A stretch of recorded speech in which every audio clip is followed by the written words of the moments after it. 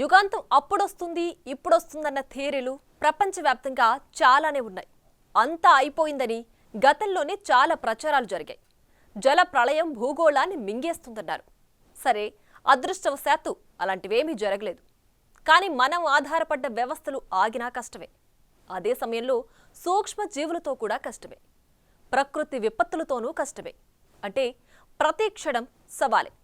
4 ఏళ్ల క్రితం కరోనా అందర్నీ ఇంటికే పరిమితం చేస్తుందని ఎవరైనా ఊహించారా? So get ready for the future risk.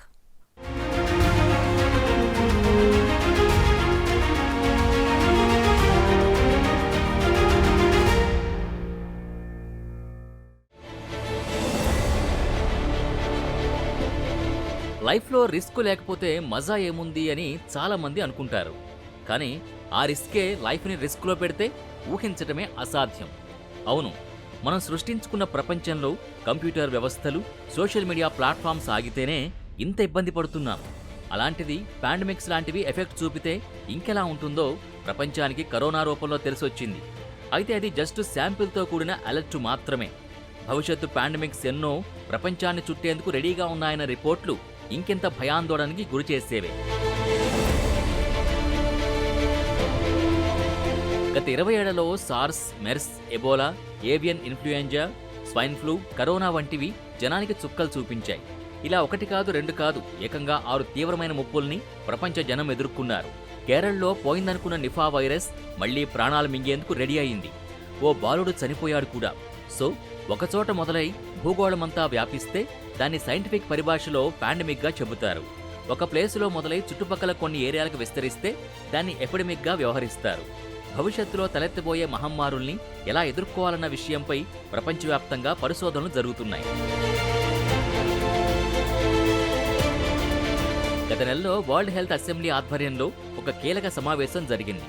అందులో చాలా ముఖ్యమైన తీర్మానాలు చేశారు. భవిష్యత్తులో మానవాళికి పొంచి ఉన్న ముప్పు ఎలా ఉంటుంది, దాని నుంచి ఎలా కాపాడుకోవాలి అన్న విషయాలపై మేధోమథనం చేశారు. ఒక టూల్ కిట్ కూడా తయారు చేశారు.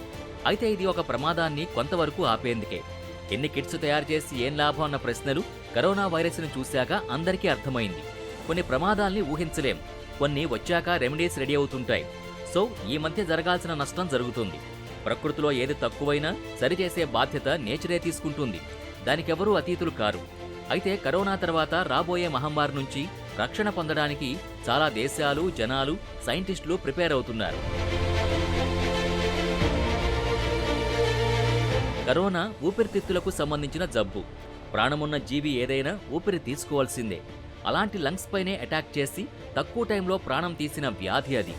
అలాగే కళ్లకు సంబంధించిన జబ్బులు కూడా రాబోతున్నాయన్న సిగ్నల్స్ పెరుగుతున్నాయి.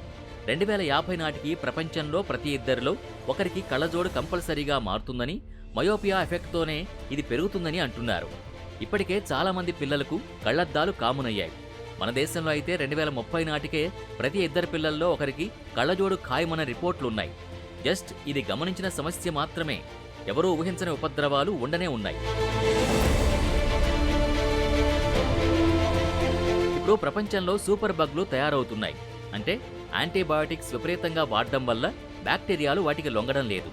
మందుల్ని తట్టుకుని బతికే శక్తి బ్యాక్టీరియాలకు వస్తోంది. అదే సమయంలో మురుగునీళ్లు, అపరిశుభ్ర వాతావరణంతో చాలా రకాల మైక్రో ఆర్గానిజమ్స్ చాలా స్ట్రాంగ్గా మారుతున్నాయి. రెట్టింపు శక్తితో మనుషులపై విరుచుకుపడుతున్నాయి. వాటికి చెక్ పెట్టే శక్తి మెడిసిన్స్కి, మనుషుల రోగ నిరోధక వ్యవస్థకు లేకుండా పోతోంది. సో కంప్యూటర్లైనా, పాండమిక్స్ అయినా, ప్రకృతి విపత్తులైనా, ఇలా ఏదైనా మానవాళిపై విరుచుకుపడేందుకు సిద్ధంగా ఉన్నాయి. విపత్తు ఏ రూపంలో, ఏ అప్డేట్ రూపంలో వస్తుందో తెలియదు. మైక్రోసాఫ్ట్ విండోస్ అప్డేట్ ఇంత పెద్ద సమస్యలకు దారితీస్తుందని ఎవరైనా ఊహించి ఉంటారా? ఖచ్చితంగా ఉండరు. ఎందుకంటే అత్యవసర పనులున్న వారికి విమానాల రద్దుతో చాలా నష్టమే జరిగుంటుంది. పోస్టల్, బ్యాంకింగ్, హెల్త్ కేర్ ఇవన్నీ ఎమర్జెన్సీ సర్వీసులే. సో ఏది ఆలస్యమైనా జరిగే నష్టం చాలానే ఉంటుంది. 1999 నుంచి ప్రపంచం 2000 సంవత్సరంలోకి అడుగుపెడుతున్న సమయంలోనూ విండోస్లో సంవత్సరానికి సంబంధించి పెద్ద సమస్య వచ్చింది. 1 శతాబ్దం నుంచి మరో శతాబ్దంలోకి అడుగుపెట్టే చారిత్రక సందర్భం అది. ఆ సమయంలో విండోస్ సిస్టంలో ఓ సాంకేతిక సమస్య టెక్ యూజర్స్ని కలవరపాటుకు గురిచేసింది. డిసెంబర్ 31, 1999 తర్వాత తేదీ మారే సమయంలో సమస్యలొస్తాయనే ఆందోళన నెలకొంది. జనవరి 1, 2000న ప్రపంచవ్యాప్తంగా కంప్యూటర్ ప్రోగ్రామర్లు, యూజర్లపై తీవ్రమైన ఎఫెక్ట్ ఉండబోతోందన్న ప్రచారం జరిగింది. దీన్ని Y2K లేదా మిలీనియం బగ్గా వ్యవహరిస్తుంటారు. 1960-80 మధ్యకాలంలో డేట్ ఫార్మాట్లో సంవత్సరానికి 2 డిజిట్ల కోడ్ని కంప్యూటర్ ఇంజనీర్లు వాడేవారు. డేటా స్టోరేజీ తగ్గించేందుకు తొలి 2 డిజిట్లు తీసేసి చివరివి మాత్రమే ఉపయోగించేవారు. ఈ డేటా ఫార్మాట్ 2000లో ఆందోళనకు కారణమైంది. 00ను 2000 ఏడాదిగా కాకుండా 1900గా సిస్టమ్ అర్థం చేసుకుంటుందనే ఆందోళన ప్రోగ్రామర్స్లో నెలకొంది.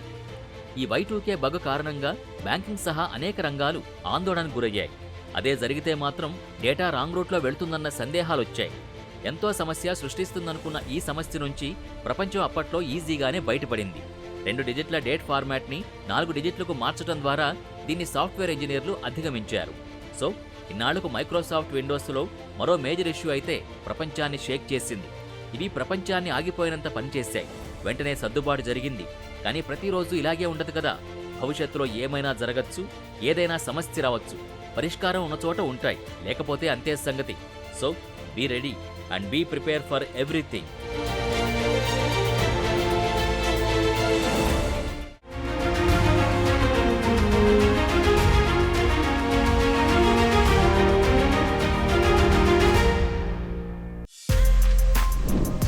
For more videos like this, subscribe Big TV channel.